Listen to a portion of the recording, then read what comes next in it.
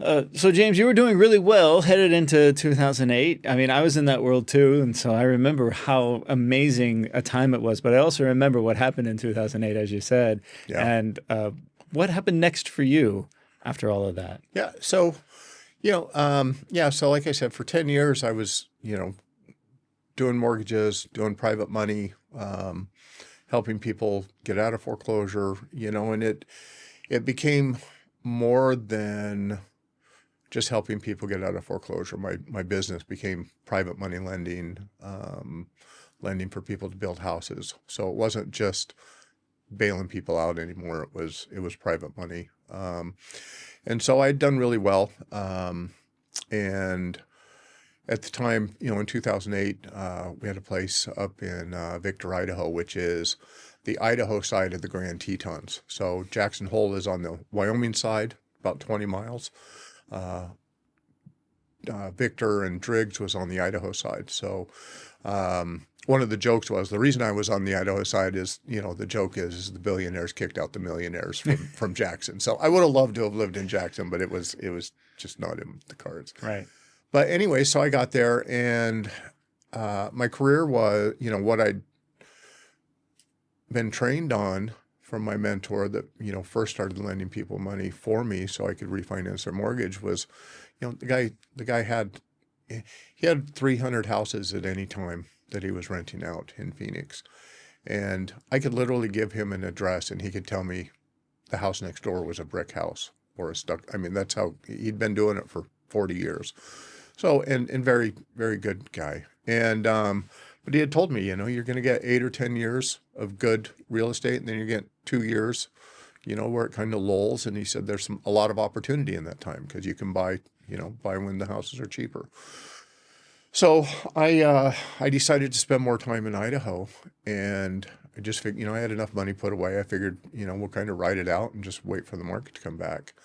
And at that time, which I didn't know before, it was Jackson had a lot of people that worked there that couldn't afford to live there. So they'd come to the Idaho side. So whether they were in hotels or ski resort or, rental car agencies, whatever, grocery stores, they would have to come to the Idaho side to be able to afford to live, and it was a small town. The town I was in was an 800 population town, plus maybe the people that drove over to live there.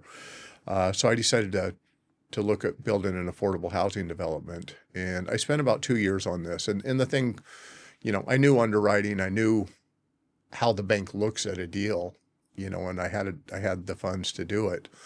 But what didn't fully process was, one, the banks weren't doing the same thing they were doing before. They weren't lending money, unless, you were putting 50% down, had an 800 credit score, Yeah, it was really cold at yeah. this time. Well, and on top of that, I was in a rural community, even though it was one of the hottest markets in the country.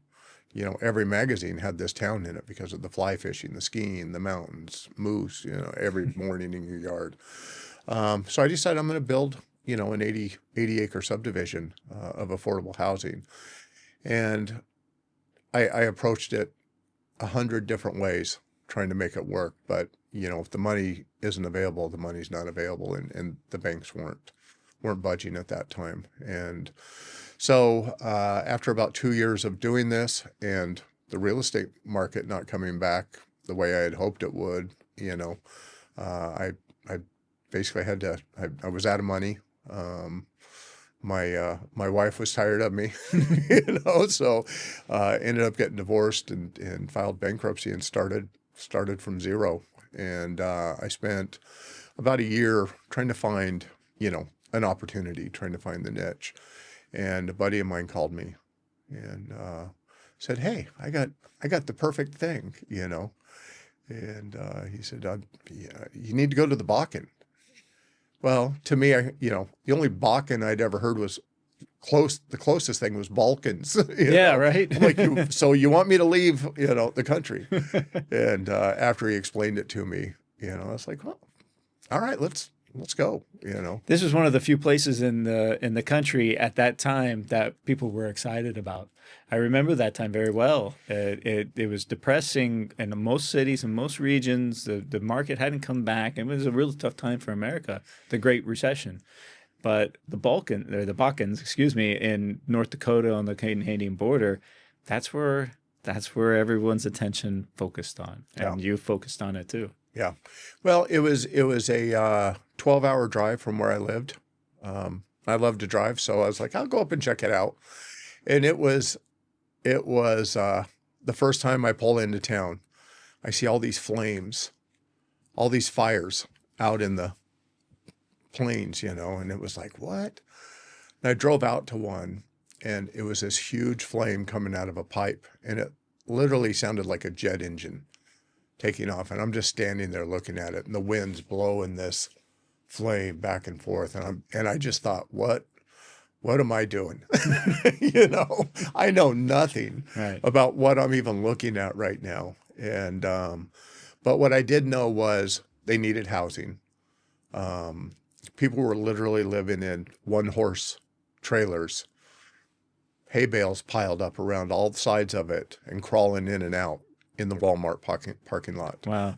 There was no place to live, no place other than Walmart parking lot, you know, and so it was full of trailers and horse trailers and makeshift, you know, shanties, you know, that were just, it was incredible. But you'd pull into the parking lot and there's 100 pickups sitting out there running, diesel pickups, because it was so cold. Right.